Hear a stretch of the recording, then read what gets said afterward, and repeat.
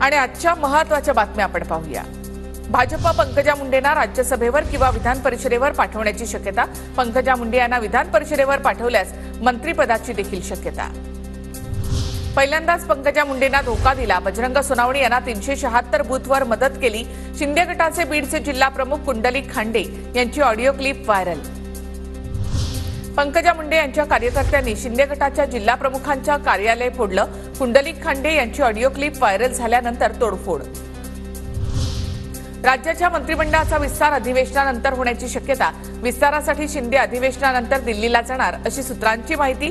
मंत्रिमंडळामध्ये 14 नवीन मंत्र्यांच्या समावेशाची शक्यता। विधान भवनातील दालनामध्ये अजित पवार गटाचे 4 ते 5 आमदार जयंत पाटलांना भेटले अशी सूत्रांची माहिती।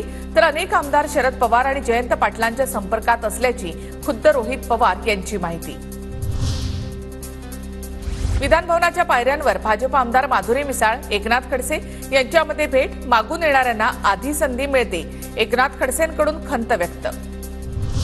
सलग तिसऱ्या दिवशी पुणे महापालिकेकडून तोडक कारवाई। गेल्या 2 दिवसात 45 बार, पब, हॉटेल आणि रेस्टॉरंट यावर कारवाई। आता ठाणे मीरा भाईंदरमध्ये बुलडोझर कारवाई।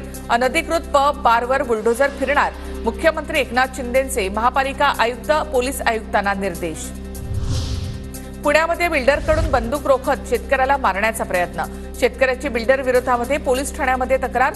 जमिनीचे अर्धेच पैसे दिल्यामुळे शेतकऱ्याचा आरोप। अहमदनगर महापालिका आयुक्त पंकज जावळेंच्या दालनाची एसीबीकडून झाडाझडती। महापालिका आयुक्तांच्या शासकीय घराला टाळं ठोकलं। बांधकाम परवानगीसाठी लाच घेतल्याचा आयुक्तांवर आरोप।